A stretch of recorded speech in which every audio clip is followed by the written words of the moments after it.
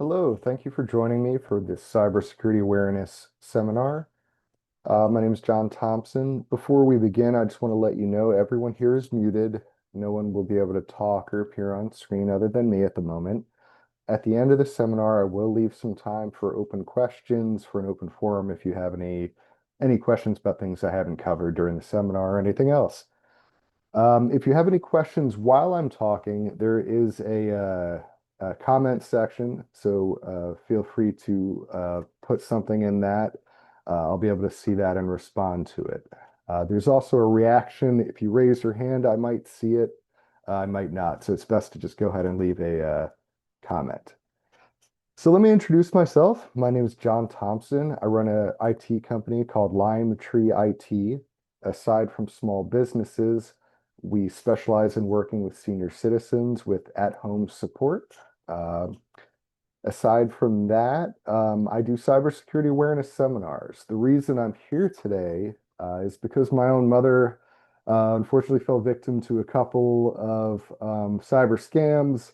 One in particular, she did not fall for, but almost could have cost her whole life savings. So after that, I sort of made it a part of my purpose to give back to the community this way, to raise awareness about cybersecurity, because awareness really is our best tool to combat it. Now, cybersecurity, of course, refers to, protecting our computers, but not just that, also our files, our memories, our communications, all sorts of things related to that. Now, the main threats that we're going to run into that I'm going to be discussing are going to come from either social engineering or malware, like computer viruses. Um, Now, what is social engineering? You probably heard that term. It's been in the news a lot. Social engineering, basically the days of some hacker trying to hack into a server remotely. That does still happen, but what hackers have found is that that takes a lot of time and it takes a lot of skill. It's not easy to do, but it's often easy to trick a person into letting you into that system, into letting you into their computer, giving you their password, just like an old-fashioned con artist would do. That's what social engineering is.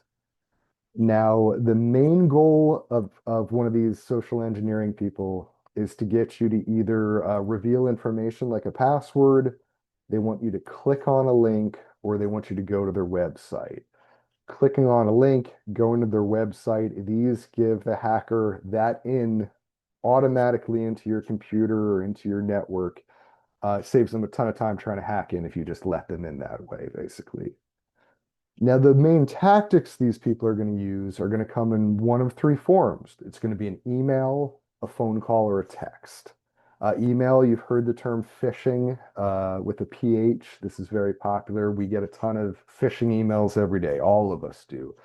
I actually read something recently that said more phishing emails are sent than actual communications between individuals. So more of these phishing emails are going around than actual emails we email each other legitimately. And you'll probably see that yourself in your own email box, in your inbox. So that's phishing. We refer to phone calls as vishing with a V for voicemail, and we refer to text as smishing for the old SMS text messaging. It's not really important. You won't be tested later on any of this. I just thought I'd throw these terms out there in case you hear them. Now, again, the phishing email, they want you to click on a link. They want you to go to their website, something like that.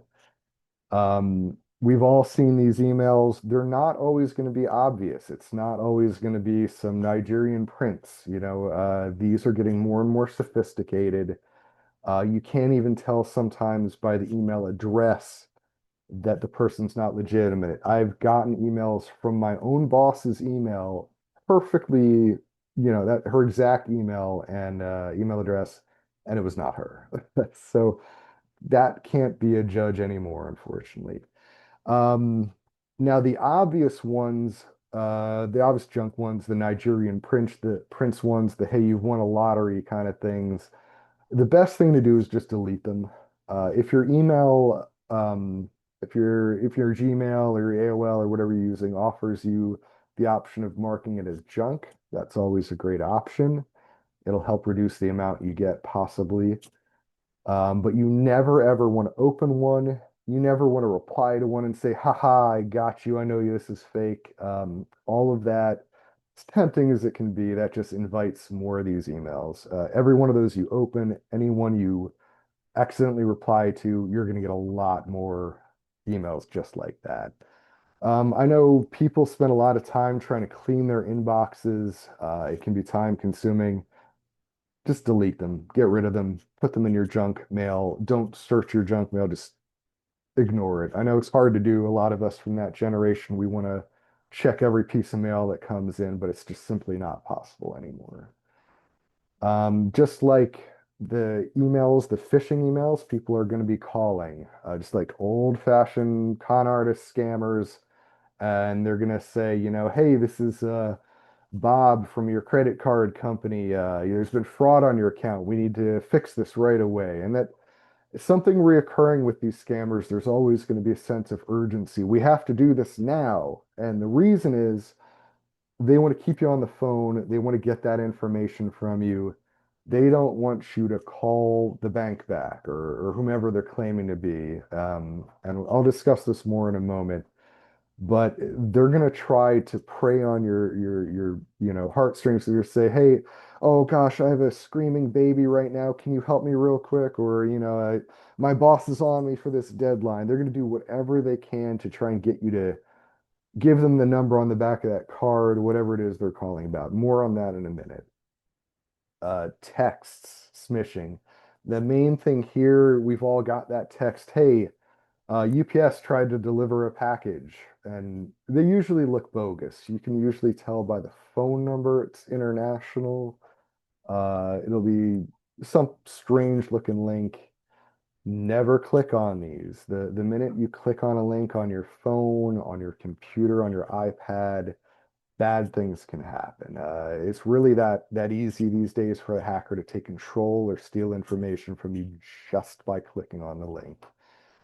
So you don't want to do that. You want to just, you know, go to UPS. If they claim to be from UPS, you'll have a message there, right? Never click on these links in a text message. As I was saying, fraudulent links, websites, they expose us to something called malware. You've probably heard of computer viruses being the most famous example of a type of malware. Computer viruses can destroy your files, your whole computer possibly. It's not always our major fear in cybersecurity because a computer virus only destroys most of the people we're dealing with. They want to steal something from you. That's why we're concerned with something called ransomware. Ransomware, it's something that used to only affect businesses, but we're seeing this more and more with normal people like us. Basically, a scammer locks your computer, and you just see this message. You can't access your computer unless you pay them. And if you don't pay them in whatever amount of days, we're going to delete everything you have on your computer, or we're going to leak your whatever to the to everyone you know, or send your pictures to everyone. This is ransomware, and unfortunately, it's becoming more prevalent with everyday people like us. There's also something called spyware, keyloggers. These are things that if you go to a website that you're not supposed to go to or click on that link, they may be able to install on your computer or on your device without you knowing about it. These things watch everything you do. If you go to your bank and you enter your username and your password, they see that. Um, Something else called botnets. These are basically when a hacker uses your computer to hack into other computers. They might do this with a whole lot of computers. They might launch attacks.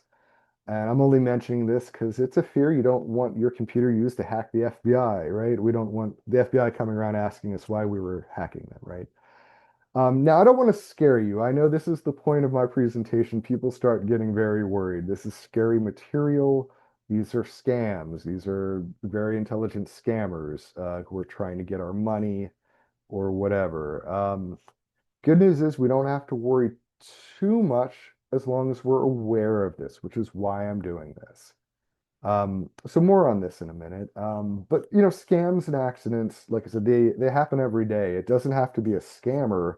We can spill a cup of coffee or a cup of tea on our laptop or a computer. Now all our files, our pictures that we've been saving for years are just gone, right? It might not be recoverable. So what do I do? What do we do in this situation? The first thing I always tell people, create backups of your important files. I'm sorry, I did see an important question. Sorry, I missed in the comments. How do we know the person who's contacting us is legitimate or not?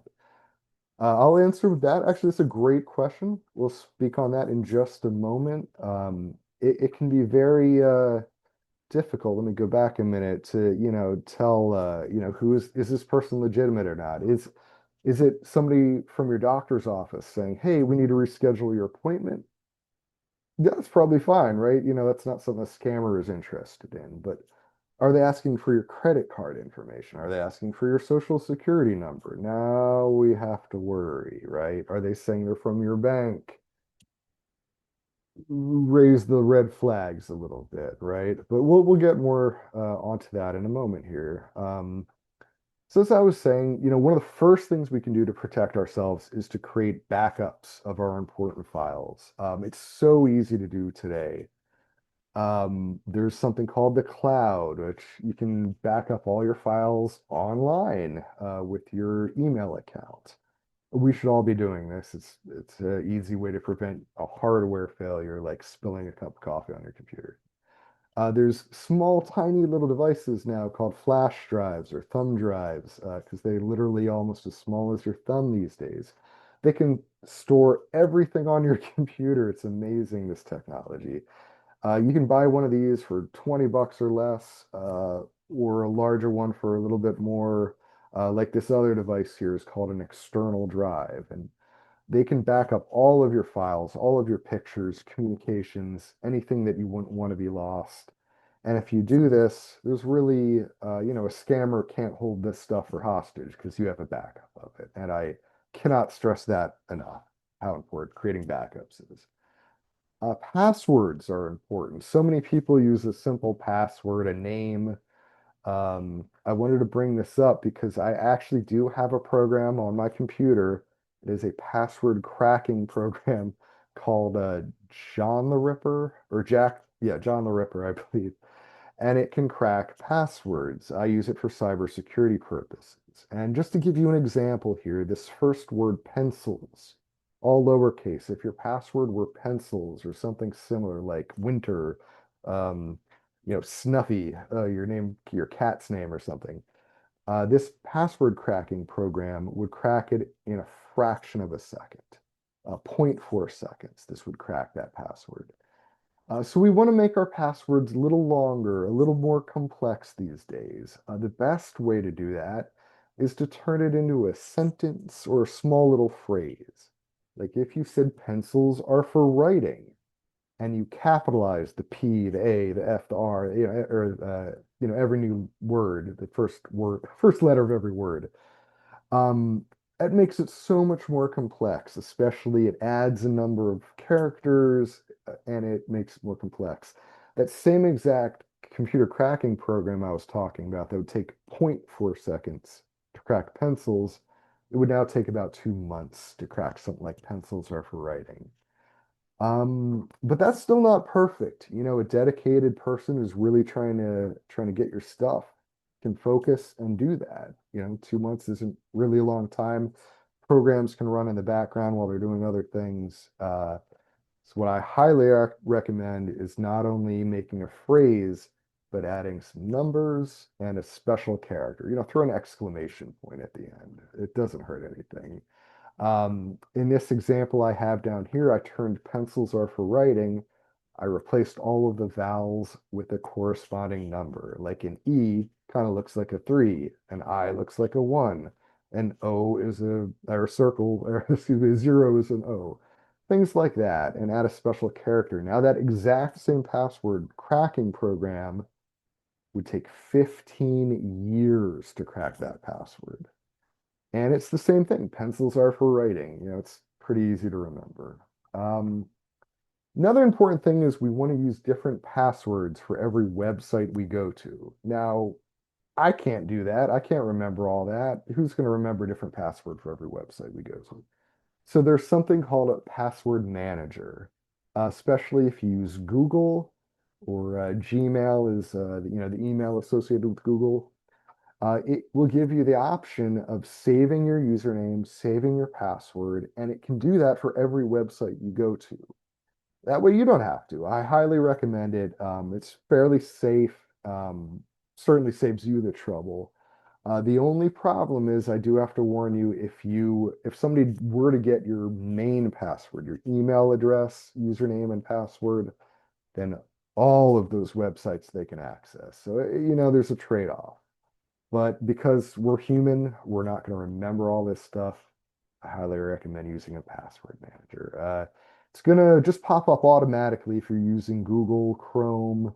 It's just going to pop up automatically. That's safe. You'll recognize it. We also want to use things, you've heard of anti-malware, antivirus programs like McAfee. There's also free versions. I use one sometimes called Proton. These are highly important, of course. They've been around for a long time.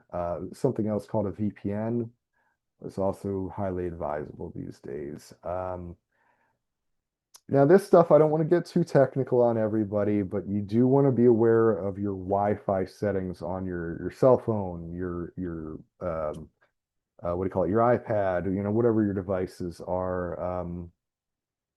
Here I have a few things. All of our iPhones have this thing called a hotspot. Same with Androids.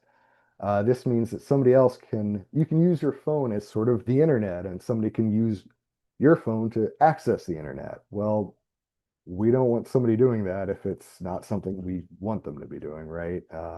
So we want that set to never, unless or do not share, don't allow others to join.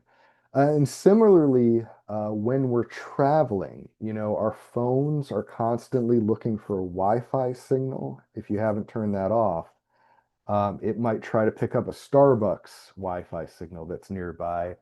So what some nefarious people do is sit outside of a Starbucks and broadcast a fake Wi-Fi that looks like Starbucks. Your phone logs into that one.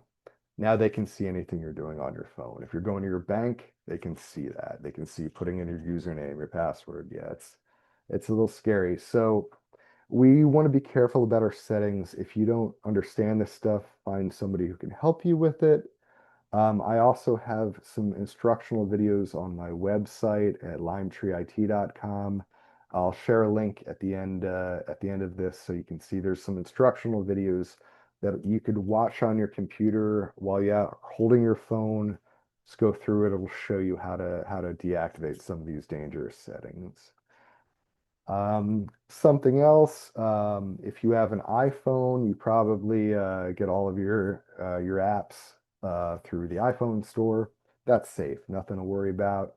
Same if you have an Android and you're getting all of your apps through Google Play, the Android store, you're safe. They check all of those to make sure they're not filled with viruses or anything like that. However, this doesn't affect iPhones as much, but if you have an Android device, you want to make sure you only get your apps through the official store. If you see an ad for a website that says, "Oh, here, get this new game. It's really fun," but it's not from the Google store or the Android store, just don't do it. It's not worth the risk. This is how people get their iPhones stole or excuse me their information stolen from them. Another thing we like to do is keep our devices regularly updated.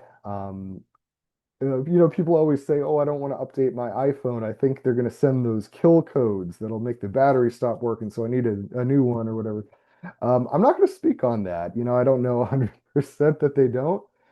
However, I do know if you don't update your phone or your Apple or excuse me, your iPad, your computer, you are running risks.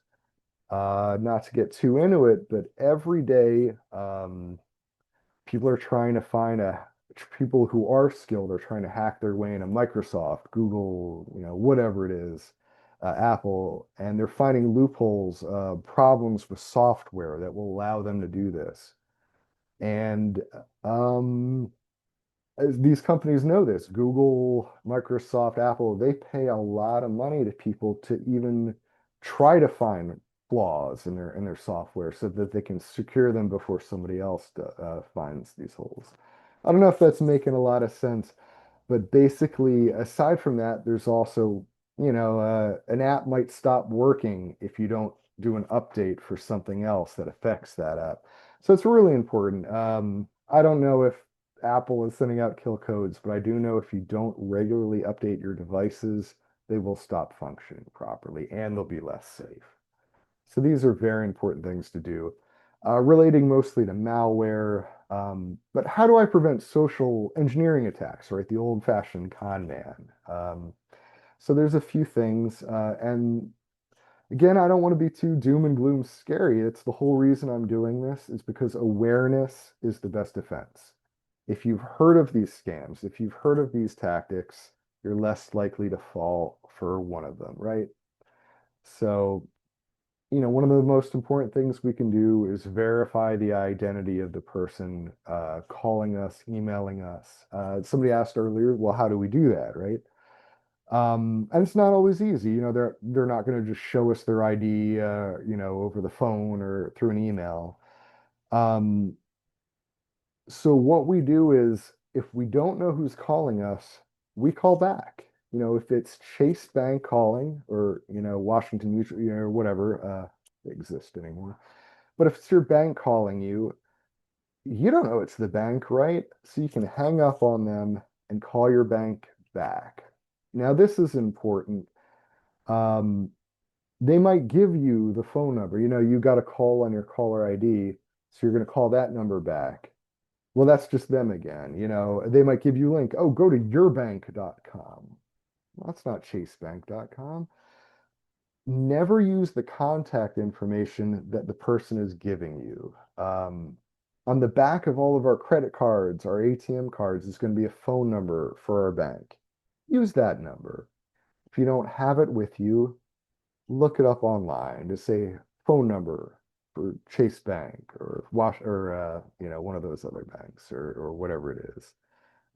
It's just so important to use your own method to call them back. That way you can avoid, falling for one of these scams. And they're going to be insistent too. Remember what I said about urgency. They'll say, "Hey, it's 5 o'clock on a Friday. If you try to call back, we'll be closed. We have to handle this now." That's a big tip off right there. If they're being very urgent and don't want to let you off the phone, that's got to raise one of those flags. And I said before, be so careful where you click. The technology really is getting that good where if you just click on a link, somebody can install some malware on your computer. You don't have to say yes or no anymore. It's really getting that good for them to be able to do this. Um, Now, I know a lot of this is getting scary, but we're getting to one of the major ways we can prevent this. But people grumble here because I'm about to talk about two-factor authentication or multi-factor authentication, MFA. MFA just means two or more, so the two terms are interchangeable. But what multi-factor authentication is, it's when you go to log in somewhere, you put in your username and your password, say on your bank, and then they say, we need to send you a text message to your phone. After you get that, you have to put the number back into the website to be able to get in your account. Now, people hate this, right? It's annoying. It's this extra step that slows you down. But really, this is so important. This is at the moment the only and best way we have to prevent our accounts from being compromised, to stop hackers. This is the best thing we have. If you're on a website that says, do you want to do two-factor or multi-factor authentication, say yes. It's going to take a little bit of your time. It's going to be an annoying extra step, but it is vital. Now, as I said, this is that step where you go to log in, it sends a code to your phone. Never share these codes with anyone. Never share your passwords with anyone. If somebody is calling from, one of your utility companies, like the gas company, or someone's calling from the bank. They're asking for your password or this code. That's wrong. They should never be doing that for any reason. There's no one who will do that. And now I want to actually get into a real example of a scam because this is the one that really almost my mom fell for, and it could have been so detrimental. And it involves this very same thing. Now, let me give you an example. A hacker's at their home or their evil lair, and they want to access your bank account, take all of your money, right? So there's a lot of ways they could have stolen your username and your password even, right? We've discussed a few of the ways they can do it, but believe it or not, there are even more. Some hackers hack things like Amazon and then learn everyone's username and password and post it online for the world to see. Yeah, it's really that scary. Um, so a very easy, popular scam for these people is to try to log in your bank account, right? So they have your username and your password, and they enter that at, say, chase.com. Now, Chase says before they can continue, we've sent a text message to the phone with a code that they need to enter. Now, this stops the hacker, right? The hacker doesn't have your phone, they don't have the code that was sent, so they can't get in. But what does a clever hacker do? What does a clever scam artist do? They call you. If they've been clever enough to get your username and your password, they're going to have your phone number too. So what do? They call you and they say, and now keep in mind, you've just gotten a text message on your phone with a code from your bank because they were trying to log in. You don't know that. You just got a mysterious code from your bank, no idea why. Now somebody calls you. You answer the phone. They say, "Hi, this is Jim from Chase Bank Fraud Department. We've detected some suspicious activity on your account. I have just texted you a code so that I can verify I'm talking to the right person. Will you please read me that code so I can verify your identity?" How how how legitimate does that sound? It sounds like, well, you just got an actual text from actual Chase Bank with an actual code, and here's the representative following up with you. It sounds very legitimate, and people fall victim to this every single day. My mom almost did the same thing. Fortunately, I talked to her about this, and she caught it short of giving them the code. She knew when they started asking for the code, something was wrong. So that's what I'm trying to impart. That MFA, the multi-factor authentication, it's a pain, but it's what we have to do to protect ourselves and never share those codes. Now, there's been a lot of doom and gloom. I tried to cheer it up here and there, but don't be embarrassed to ask for help. If you're unsure, it's better to ask somebody than to fall victim to somebody else, right? Um, There are unfortunately more scams I'm going to go through, so bear with me. We'll try to make this quick. These are particularly the ones that affect retirement communities, so I wanted to mention them. Uh, Things like Facebook stores. People see things they want to purchase on Facebook online, and it's not real. We've all fallen for this. I'll be honest. A number of years ago, I tried to buy a t-shirt or something off Facebook, turned out to be fake. I had to change my credit card number. We all fall for this. There's no reason to be embarrassed. Gift card scams are a popular one. If you see something about gift cards that seems too good to be true, it probably is. Romance and dating scams. We'd all love to get that email from a long lost lover, but it's probably not true. Last one on here makes me laugh. Safe computer disposal. You could get a flyer in the mail or an email or a notice somewhere saying, "Hey, we're doing free computer disposal. I'll come pick up that old computer tower you have for free." This can be a scam. Basically, they're trying to get your information, like you might have your bank account info on the computer. They're trying to get that from you.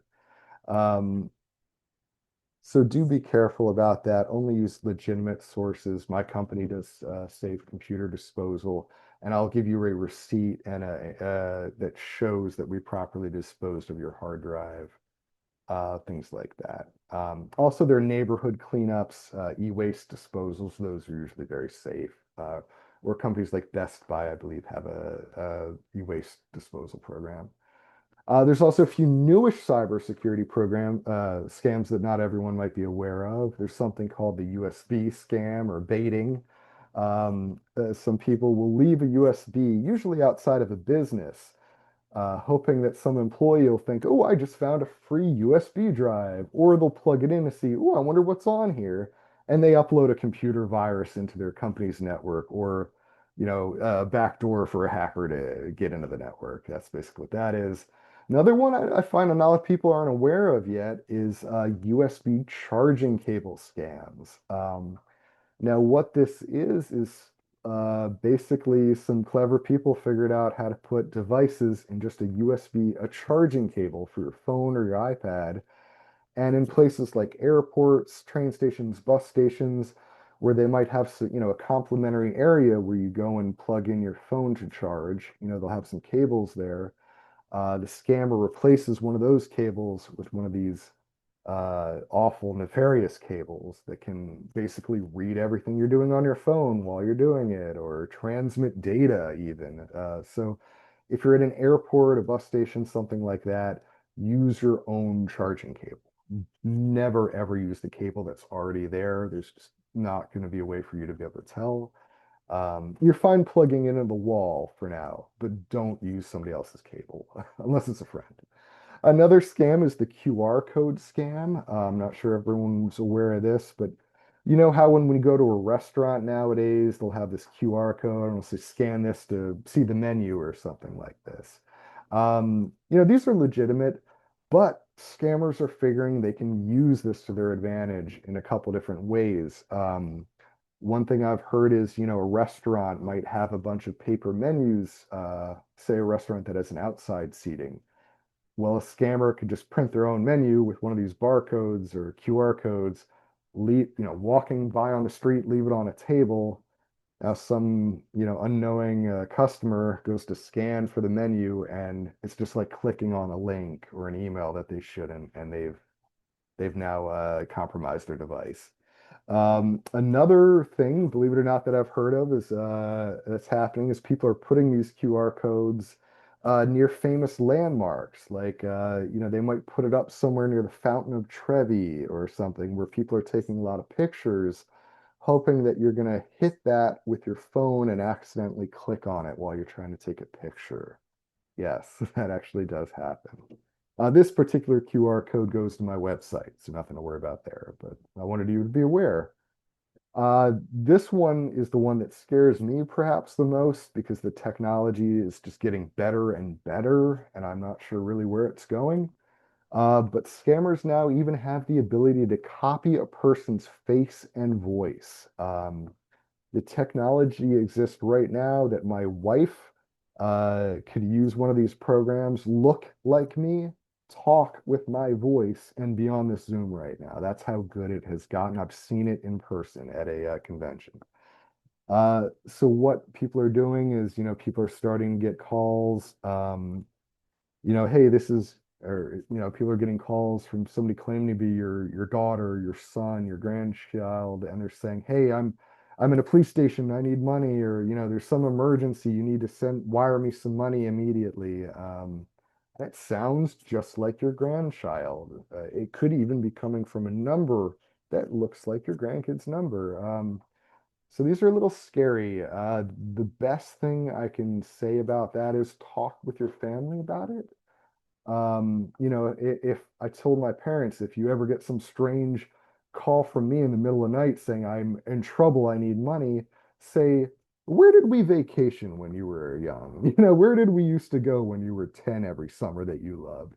Something that only you and your family would kind of know. Just be prepared for this because it is getting better and better and these are becoming more prevalent. Just to hit that home here, this scam happened recently with our Secretary of State, Marco Rubio. Some scammer used his voice to call a bunch of powerful, influential people, some in our government, to try and get information from him, saying, hey, this is Marco Rubio. I need to know this. So it happens on any scale, basically. A couple other examples. Again, these scams can happen to anyone. Anyone who thinks, oh, this won't happen to me, this is just something for seniors, that person's getting scammed. Couple other stories I always like to share to really hit that home. A number of years ago, RSA Securities was the largest cybersecurity company in the world. That's all they handled was cybersecurity. They got scammed by a social engineer who convinced one of their people to go to a website or click on a link that they shouldn't have, and they gave a hacker access to their network, the largest cybersecurity company in the world. Also, Facebook and Google, two of the largest tech companies on earth, both fell victim to a scam. A man, I believe from Latvia, um, sent them invoices claiming to be from one of the companies that they did work for, and it looked so convincing that both Google and Facebook, over a number of years, paid this man over $100 million before it was discovered that he was not a legitimate person. So anyone can fall for this.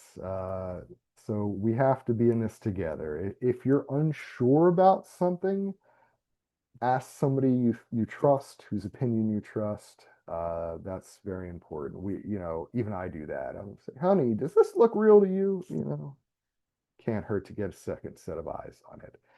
Now, it's been a lot of doom and gloom, but again, this is the reason I do these seminars, is because the best way we can protect ourselves is about knowing about it. If we're aware of it, we can hang up on the guy on the phone and, call the bank back, whatever it is. So the key takeaways here, be aware of all this stuff, just know it's happening. It's out there. It's not somebody else in some other city or state. It's everywhere now. But the best way we can protect ourselves are these steps. Create backups of your important files and pictures. Verify the identity of the person who's calling or emailing you. And if you can't do that, call or email them back after you first looked up the correct phone number or email address. Don't use the one they contacted you with. Protect your accounts with strong passwords. Regularly update all of your devices and use that multi-factor authentication. Just waiting for that text, it's not that inconvenient when you consider how much that could save you in the long run. And lastly, remember, anyone can get scammed. If you think somebody is trying to scam you, get a second opinion from somebody you know and trust.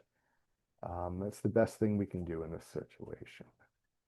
All right, you've stuck through, so I appreciate it. I'm going to stop the recording here and turn this over for questions, and I'll open up the microphone here. But thanks again for joining me. I do appreciate your time.